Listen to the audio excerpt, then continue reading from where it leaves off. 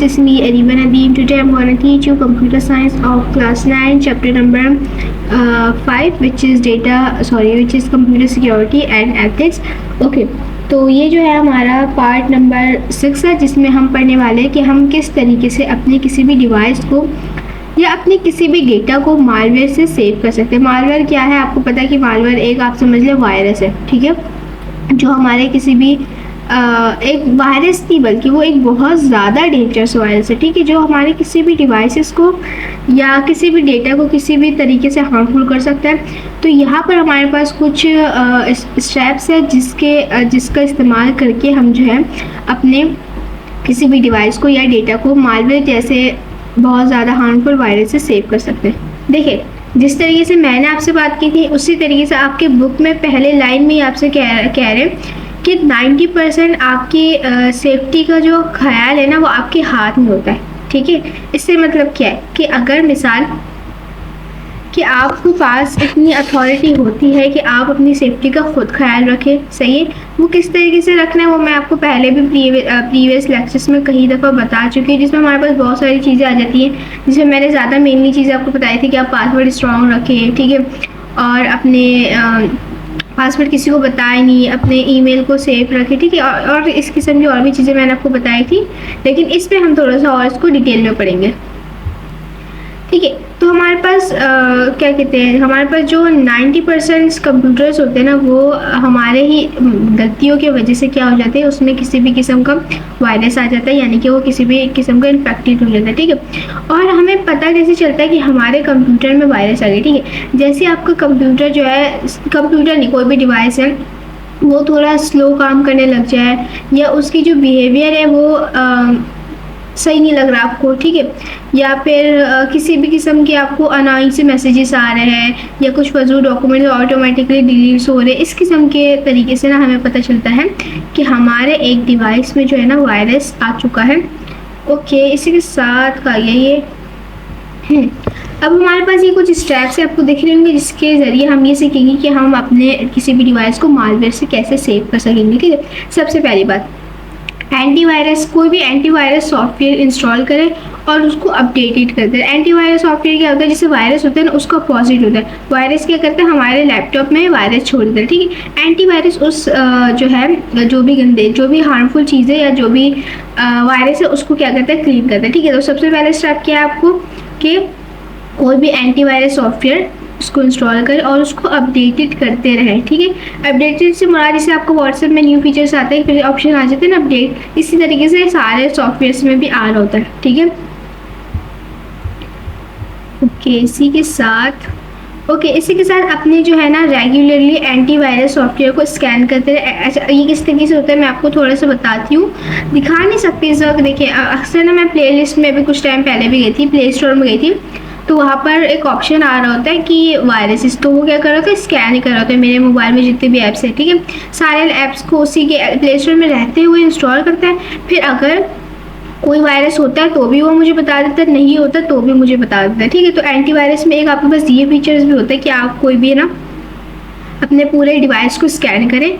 तो दूसरा वाला क्या है कि अपने एंटीवायरस के ज़रिए अपने क्या कहते हैं किसी भी डिवाइस को रेगुलरली क्या करना, इंस्टॉल करना। तीसरी चीज़ है ऑपरेटिंग सिस्टम को अपडेट रखें, ठीक है, क्योंकि समटाइम अगर ऑपरेटिंग सिस्टम अपडेट नहीं होता, जैसे ऑपरेटिंग सिस्टम विंडो हो गया, लिनक्स हो गया, मैक हो गया, सारे ऑपरेटिंग सिस्टम है, ठीक है, तो इसको आपने अपडेट रखना होता है, क्योंकि समटाइम ऐसा होता है अगर कोई चीज़ आपकी डिवाइस सही से काम नहीं कर रही, फॉर सपोज मेरा लैपटॉप अक्सर सही से काम नहीं कर रहा होता, हैंग कर रहा होता है, तो मोस्टली उसकी रीज़न ये होती है कि मैंने अपना ऑपरेटिंग सिस्टम अपडेट नहीं किया होता, तो ऑपरेटिंग सिस्टम को भी जो है ना अपडेट करें। उसके अलावा जो चौथी चीज़ है जिसका आपको ख्याल रखना वो है do not click on internet links, ठीक है।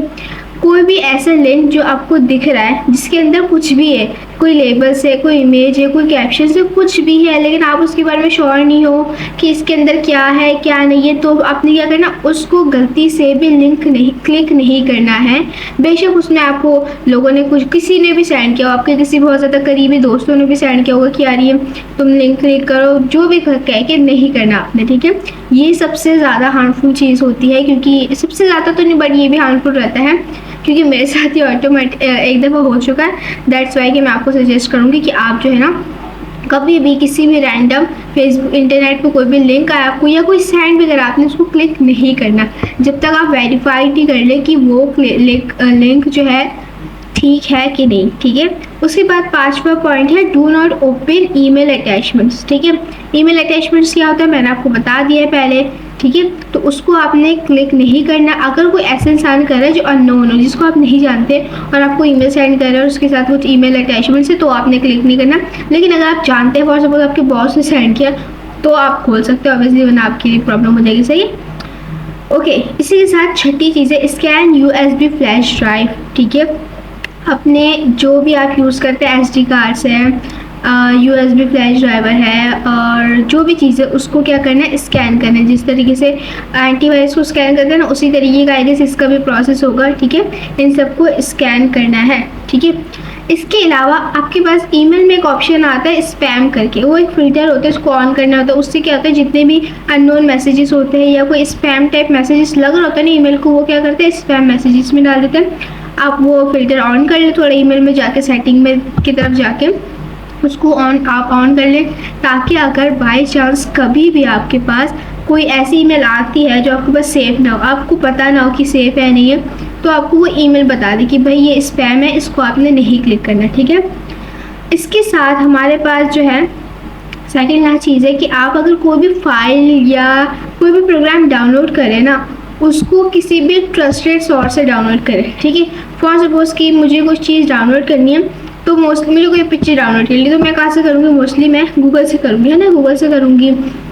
मोस्टली वैसे मैं गूगल से करती हूँ, लेकिन अगर यही चीज़ आप कहीं और से डाउनलोड कर ले, आप उसके श्योर नहीं कि वो सेफ है जगह नहीं है, तो आपने ऐसी जगह से कोई भी चीज़ डाउनलोड नहीं करनी है जहाँ पर आपको ट्रस्ट नहीं या आप श्योर नहीं कि वो चीज़ ठीक है कि नहीं। सही है, इसके साथ हमारे पास जो लास्ट पॉइंट है ना, वो है never use an open wifi. इससे क्या मुराद है, मैं आपको एक मिसाल देती हूँ। फॉर सपोज मैं फॉर सपोज मैं किसी स्कूल कह रही हूँ, हॉस्पिटल में गई, तो हॉस्पिटल में अक्सर वाईफाई लगे हुए होते हैं और वाईफाई ऐसे होते हैं कि उसमें पासवर्ड नहीं होता, तो इसी को हम कह रहे थे ओपन वाईफाई। ठीक है, तो ओपन वाईफाई जो है आपने यूज़ नहीं करना। कभी भी कहीं जा रहे हैं तो अगर आप देखें कोई ओपन वाईफाई है तो उसको कनेक्ट नहीं करें, क्योंकि हमें नहीं पता चल रहा होता, लेकिन कहीं जगह से वो हमारा चीज़ें हार्मफुल कर रहा होता है, तो इससे भी थोड़ी से बचें। तो उम्मीद है ये आपको सारे पॉइंट समझ आ चुकी होगी। इस सब को ख्याल रखते हुए अगर आप इन सारी चीज़ों को फॉलो करें ना, मैं 100% श्योर हूँ आपको, 100% छोड़े ज़्यादा हो गई है, 90% श्योर हूँ कि आपकी जो है ना, अब वो कोई भी अगर हैकिंग वगैरह से आप सेफ रहेंगे। ठीक है, ओके। इसी के साथ हमारे पास है कीपिंग बैकअप डेटा। ठीक है, कीपिंग का मतलब होता है रखना, बैकअप ऑफ डेटा का मतलब होता है कि समझ ले, मैं आपको कैसे बताऊँ, एक डेटा आपको ऑलरेडी कहीं और भी रखना है। जैसे मिसाल, मेरे पास एक डेटा है, फॉर सपोज मेरे पास एक फ़ाइल है, वो फाइल मैंने कंप्यूटर में भी रखी हुई है और मोबाइल में भी। अगर बाई चांस किसी भी वजह से मेरे कंप्यूटर से डिलीट हो जाता है वो चीज़ मुझसे या कैसे भी, तो मेरे पास दूसरा बैकअप क्या रहेगा कि चलो भाई मेरे मोबाइल में वो फाइल है। ठीक है, तो इसी को हम कह रहे होते हैं बैकअप डेटा। ओके, तो इसको रखने के आपके पास डिफरेंट तरीका होता है, या आप ये कर सकते हैं कि कोई भी सिस्टम रिस्टोर पॉइंट जो है ना बनाए। ठीक है, फिर उसको रेगुलरली चेक करें कि वो कहीं डिसेबल तो नहीं हुआ। ठीक है, अच्छा, अगर आपका कोई इम्पोर्टेंट डेटा है तो आप उसको CD या DVD में रखें। ठीक है, अच्छा, इससे क्या होता है कि वो प्रोटेक्टेड रहेंगे और वो किसी भी किस्म के जो है ना वायरस नहीं पकड़ेंगे। सही है, ओके। और अगर इसके अलावा आपकी कोई फाइल बहुत ज़्यादा इम्पोर्टेंट है तो उसका बैकअप एक से ज़्यादा जगह में रखें। मिसाल अभी मैंने अपने कंप्यूटर में रखा, फिर लैपटॉप में भी रखा, आप कहीं और भी रख ले अगर तो बहुत ज़्यादा इंपॉर्टेंट है, क्योंकि एक जगह से डिलीट होगा, दूसरी जगह से होगा, तीसरी जगह में तो वो लाजमी ही रहेगा। ठीक है, उसके अलावा और एक जो सेफ्टी जगह है ना आपकी किसी भी डेटा के बैकअप के लिए, वो आपके पास है Google drive, Microsoft one drive. इसमें भी आप अपने कोई भी इम्पोर्टेंट डेटा जो है ना रख सकते हैं, जिसकी वजह से आपको वो डेटा सेफ भी रहता है और डिलीट होने के उसमें चांसेस भी नहीं होते ज़्यादा। तो ये आपकी सेफ्टी का चीज़ आ गया। ओके, उम्मीद है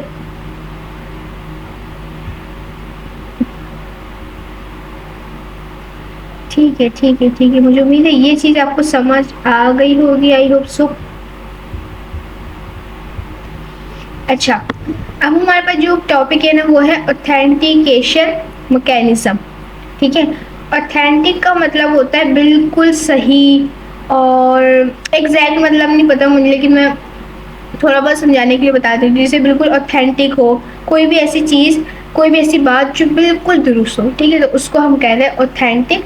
लेकिन यहाँ पर हमारे पास आ जाता है ऑथेंटिकेशन मैकेनिज्म। ठीक है, ऑथेंटिकेशन मैकेनिज्म हमारे पास हार्डवेयर और सॉफ्टवेयर, ठीक है, दोनों चीज़ें ये बेस्ड किस पे करते हैं, मैकेनिज्म में। ठीक है, मैकेनिज्म, और ये हम किसी भी यूज़र को ना फोर्स करती है, फोर्स नहीं कहेंगे, यानी कि किसी भी यूज़र पे ये लाजिम हो जाता है कि वो अगर कोई भी डेटा किसी भी डिवाइस के अंदर डाल रहा है तो अपनी आइडेंटिफाई कराए कि अगरचा ये मैं ही हूँ या फिर मेरे बदले कोई और जो है ना मेरे किसी भी चीज़ को यूज़ कर रहे होते। ठीक है, तो इससे फ़ायदा क्या हो जाता है, देखिए मिसाल के तौर पर आपको एक मिसाल देती हूँ। नोट पैड है मेरा एक, जिसमें मैं अक्सर पिक्चर्स रखती होती, तो कोई इंपॉर्टेंट पिक्चर्स होती है ना, मैं उसको क्या करती हूँ, फिंगरप्रिंट लगा देती हूँ कि वेरीफाई करने के लिए कि हाँ भाई ये मैं ही हूँ। तो ये क्या कहलाएगा, ऑथेंटिकेशन मैकेनिज्म। ठीक है, फिर जब कोई और इंसान मेरे मोबाइल खोल के अगर वो करने वो नोट पैड खोलने की कोशिश करेगा तो उससे क्या मांगेगा, वो फिंगरप्रिंट। ठीक है, फिर वो शख्स अपना फिंगरप्रिंट लगाएगा, अगर वो उसका फिंगरप्रिंट मैच नहीं होगा तो वो ज़ाहिर है वो डेटा नहीं खोलेगा। क्यों, क्योंकि उसमें मेरा जो है फिंगरप्रिंट ऑलरेडी आइडेंटिफाई है। तो इस तरीके से मेरे नोटपैड को पता चल जाएगा कि अच्छा भाई ये वो इंसान नहीं जिसका ये फिंगरप्रिंट जिसने ये लगाया था, ये कोई और है। ठीक है, तो इसी चीज़ को हम कह रहे थे ऑथेंटिकेशन एंड मैकेनिज्म। लेकिन हमारे पास सिक्योरिटी मैकेनिज्म्स के कुछ टाइप्स आ जाते हैं, जिसमें सबसे पहले हमारे पास आ जाता है user name and password. User name और पासवर्ड हमारे पास समझ ले एक कीवर्ड्स का पेयर होता है, जिसको कहा जाता है सिर्फ यूज़र यानी कि इस्तेमाल करने वाला ही। ठीक है, तो इससे क्या होता है, एक मिनट हाँ, तो ये जो है ना, हम ये दोनों के फ़ायदे कि ये दोनों चीज़ें यूज़र एंड पासवर्ड हमारे जो है ना डेटा को सेफ रखता है। सही है, ओके।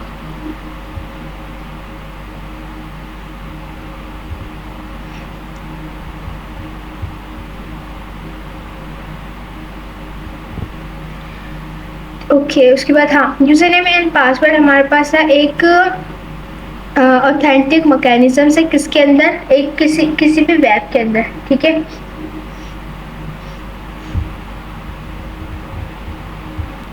लेकिन देखिए सिर्फ यूज़र नेम और पासवर्ड हम कब डालते हैं, जब हम कोई भी अकाउंट क्रिएट कर रहे होते हैं किसी भी चीज़ पे, किसी ऐप पे हम अपना अकाउंट बना रहे हैं, किसी वेबसाइट पे, किसी सॉफ्टवेयर पे, कुछ भी। ठीक है, मोस्टली हमसे यूज़र नेम और पासवर्ड मांग रहे होते हैं। इसकी रीज़न ये होती है क्यों कि अगरचा कभी ना कभी अगर आपके कोई हैक करने की कोशिश करे जो भी आपका अकाउंट है, तो यूज़र नेम और पासवर्ड वो चीज़ होती है जो उसके लिए ना पॉसिबल है कि वो यूज़र नेम एंड पासवर्ड, चलो यूज़र नेम तो सबको पता है कि वो पासवर्ड निकाल ले। ठीक है, लेकिन अगर आप पासवर्ड डालें तो ये एक आसान काम ना, पासवर्ड निकालना हो ये उसके लिए मुश्किल हो जाएगा। क्यों, क्योंकि पासवर्ड अगर आप डालेंगे, फर्स्ट ऑफ ऑल आपने मुश्किल पासवर्ड डाला बहुत ज़्यादा, ठीक है, तो ऑब्वियसली उसके लिए बहुत मुश्किल हो जाएगा।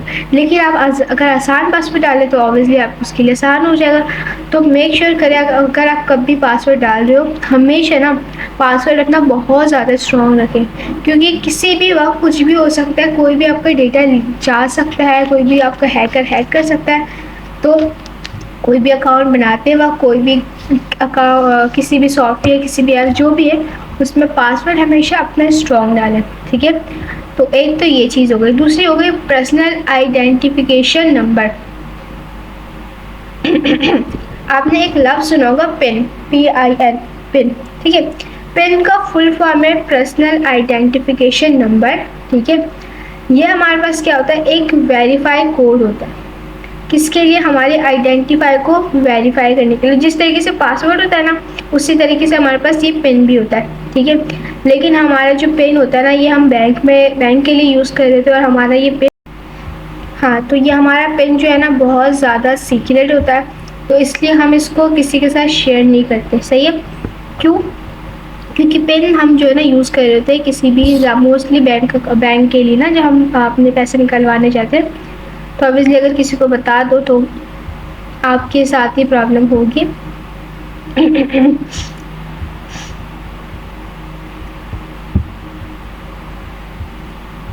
अच्छा, इसका और एक फ़ायदा है कि अगर फॉर सपोज आपके कोई वो है, हमारे जो पेन है ना, पहले तो सिक्योरिटी हमें प्रोवाइड कर रहे हैं, ठीक है, लेकिन कब प्रोवाइड करते हैं, जब आपका क्रेडिट कार्ड या डेबिट कार्ड कहीं पर भी चोरी हो जाता है या फिर खूब गुम हो जाता है, ठीक है, तो पेन तो आपको याद होगा ना, ठीक है, तो वो क्या करता है कि क्या कहते हैं, हाँ, विड्रॉल और ट्रांसफ़र मनी से पहले ना वो आपको पिन मांगता है, और पिन किसको पता होगा, सिर्फ आपको ही पता होगा, तो इससे आप सेफ रह जाते हैं अगर दोबारा किसी भी इशू फेस करने से, ठीक है। तो इसीलिए पर्सनल आइडेंटिफिकेशन नंबर हमेशा जो है ना, एक तो रखे तो मुश्किल रखे, ये नहीं आप रख रहे 000, ये नहीं रखना आपने, कोई मुश्किल से रखें कि अगर कोई कभी पता लगाने की कोशिश, कोई यूज़ करने की कोशिश भी करे ना, तो भी वो नहीं कर सके, सही। उसके बाद लास्ट जो चीज़ हमारे पास आ जाती है वो है बायोमेट्रिक वेरिफिकेशन। बायोमेट्रिक वेरिफिकेशन हम बेसिकली कह रहे थे कि जो हमारे किसी चीज़ से हो रहा था, यानी कि यार इसे समझाना नहीं आ रहा डायरेक्टली, इसका इन शॉर्ट मतलब नहीं पता। जैसे बायोमेट्रिक हम कह रहे थे, अगर हम किसी फिंगर के टिप्स दे रहे हैं, या हम अपने फेस स्कैन करवा रहे हैं, या हम अपना आई स्कैन करवा रहे हैं, यानी कि हमारे जिस्म की किसी भी हिस्से को ना हम वेरीफाइड करवा रहे थे अपने डेटा के प्रोसेस के लिए, ठीक है। अच्छा, हमारे पास बायोमेट्रिक वेरिफिकेशन ना ये श्योर कर होता है कि हमारा जो भी डेटा डिवाइस है ना, वो सिर्फ उसी बंदे को मिले जिसने ये पहले अपना बायोमेट्रिक करवाया था, सही। जैसे बायोमेट्रिक में होता है कि मिसाल अभी मैंने आपको फिंगरप्रिंट वाली ऑप्शन बताया था ना कि मैंने बायोमेट्रिक लगाया, ठीक है, देखिए मिसाल अगर मैं पासवर्ड लगाऊँ कभी, ठीक है, तो पासवर्ड क्या होगा कि कोई पता लगा सकता है, या मैंने किसी को बता दिया तो वो बंदा मेरा अकाउंट खो सकता है, ठीक है। लेकिन अगर मैं कहीं पर बायोमेट्रिक यूज़ करूँ तो चांस ही नहीं बनते कि कोई मेरे अलावा मेरा अकाउंट खो सके। क्यों? क्योंकि वो अभी मैंने आपको नोटपैड वाली बताई थी ना, नोटपैड में मैंने अपने फिंगरप्रिंट ऐड किया, तो उसको पता है कि अब जो है ना, हमने कुछ भी हो इससे फिंगरप्रिंट से खुलना है, वरना नहीं खुलना, ठीक है। तो यही हमारे पास कहलाती है बायोमेट्रिक, कि बायोमेट्रिक सबसे ज़्यादा स्ट्रॉन्ग वेरिफिकेशन होती है। क्यों? क्योंकि अगरचे आप अपने पसंद से ही किसी को वो दे दो, क्या कहते हैं, पासवर्ड दे दो, अक्सर होता है ना कि लोग पासवर्ड दे रहे होते हैं अपने किसी फ्रेंड को या जो भी, तो वो खोल सकते हैं, सही, हमारा अकाउंट। लेकिन बायोमेट्रिक इतना स्ट्रॉन्ग है कि आपकी इजाज़त के बगैर ना कोई खोल ही नहीं सकता, ठीक है। यानी कि अगर किसी को खोलना है भी तो उसको आपका ही बायोमेट्रिक चाहिए होगा, अदरवाइज़ वो नहीं खोल सकेगा। बट खैर आजकल तो बहुत सारी स्कैम्स आ चुकी हैं, तो पॉसिबल है कि बायोमेट्रिक भी पता लगा ले, बट फ़िलहाल मेरी नज़र में सबसे ज़्यादा स्ट्रॉन्ग है। लेकिन इसका डिसएडवांटेजेस भी ये हो सकती है कि आपके बायोमेट्रिक भी निकल जाता है आजकल, तो प्रोसेस मुझे नहीं पता ऑब्वियसली, लेकिन निकल सकता है, ठीक है। तो ये जो आपको मैंने 3 चीज़ें बताई जिसके ज़रिए आप अपनी वेरिफिकेशन करवा सकते हैं। इसके अलावा सेफ कैसे रहना ये भी मैंने आपको बता दिया। तो मुझे उम्मीद है कि आपको बिल्कुल ठीक से समझ आ चुका होगा। अल्लाह हाफ़िज़।